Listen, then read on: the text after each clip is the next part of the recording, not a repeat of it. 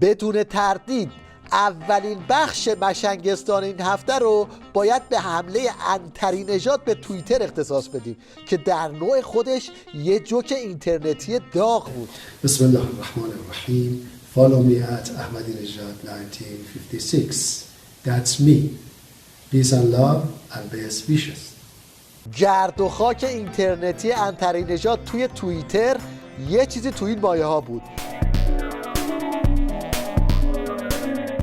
مشایی هم برای اینکه از قافله عقب نمونه خودش رو انداخت وسط معرکه و نقش چنار رو بازی کرد. اونور دارم. بعد خدمت شما عرض کنم که خب من مثلا کلا من خودم درختم سبز ریشه دارم در خاک پاک ایران، مظهر مهر یزدان. آخه تو رو چه به درخت، اگه میخوای نقش بازی کنی لااقل نقش اینا رو بازی کن. بگذاریم از این که هوشت به پای اینا هم نمیرسه.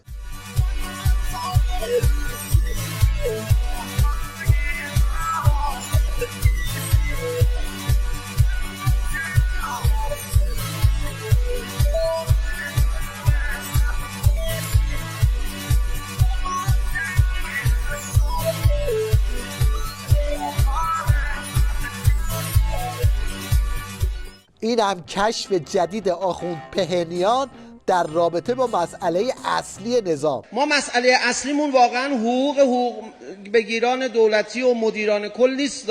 از این میخوایم رد بشیم، به جاهای مهمتر برسیم. اینقدر تنگ نظر نیستیم حالا مثلا یه حقوقی مثلا بشه 24 میلیون تومان و اینها، ما مسائل مهمتر از این داریم. خب اگه مسئله اصلی این نیست بگو ببینم چیه مسئله اصلی؟ صهیونیستا رو میبینی اونقدر که حساسه، میگه تو چرا میگی بابا آب داد؟ این مال پدر سالاریه، نگو بابا آب داد. اینم میخواد بره ورداره بابا آب داد رو از کلاس اول. صهیونیستا میان بابا آب داد حساسیت نشون میدن، حوزه علمیه نسبت به بابا آب داد حساسیت نشون نمیده. این طرف یا خوابه یا داره خودش رو میزنه به خواب. یکی هم نیست شیپور بکشه براش.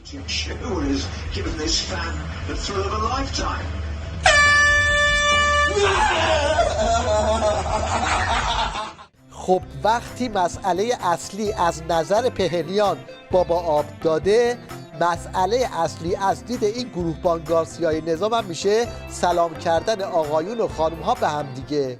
آقایون به خانماشون سلام برسونن، خانم‌ها هم به آقایونشون سلام برسونن، ضمن اینکه جواب سلام آقایون رو هم بدن.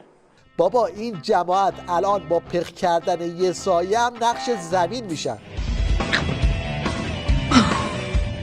تو جشنواره مد و لباس خانوم ها این آخوند کله پوک رو آوردن و بعدم زیرا به کل طرح‌ها رو میزنه.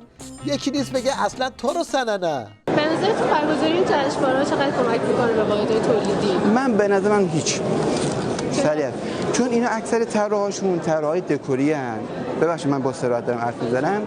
طرحی هستش که اون بعد تولیدی رو بررسی نمی‌کنه. اکثر این خانم‌ها وقتی طرحشون رو میزنن فقط از دید هنری رو در نظر میگیرن، ولی نمیدونن خب با توجه به اینکه این قراره بیاد تو جامعه به صورت تیراژوارا باشه، به صورت کاربردی باشه، آیا ابعاد تولیدیش هم در نظر میگیرن یا نمیگیرن؟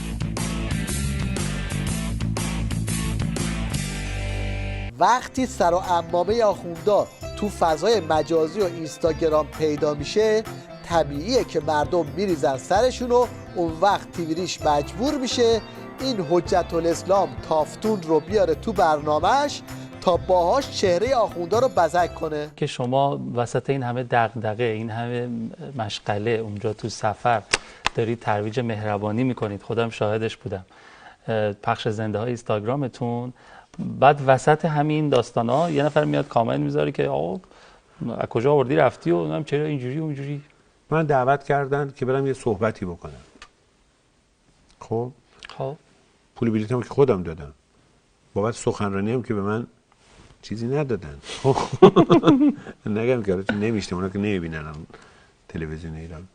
بعد حرفم میدونی چیه؟ ولی نری میگن که مثلا چجوری بری آقا تو رفتی با پول ما رفتی. بله، این مثلا میخواست بیاد یه کمکی به سایبری ولایت بکنه، اما از بد روزگار خودش کله کرد و دردسر ساز شد.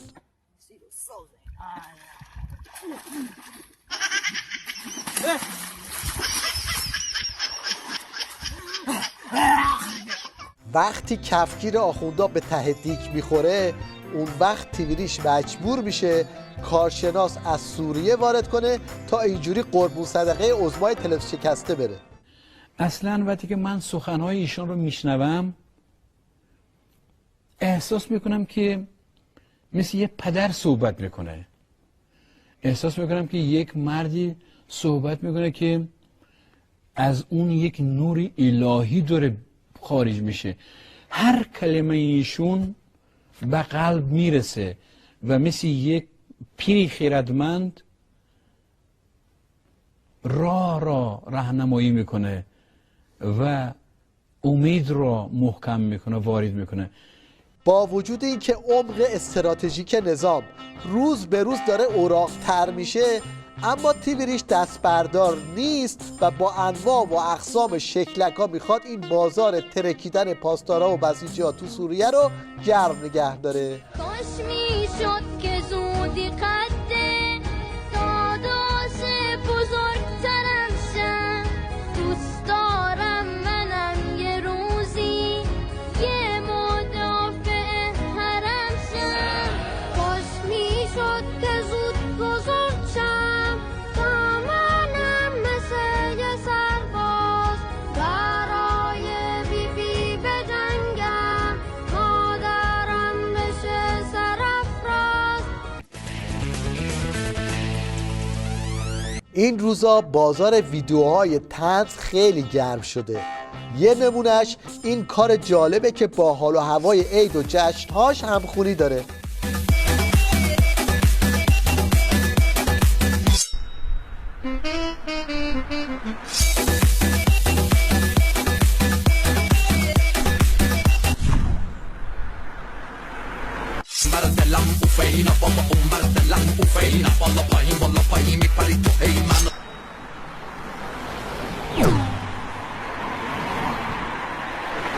دیگه دست من نیست بستگی داره به تو، بستگی داره که تا کجا دوستم داری.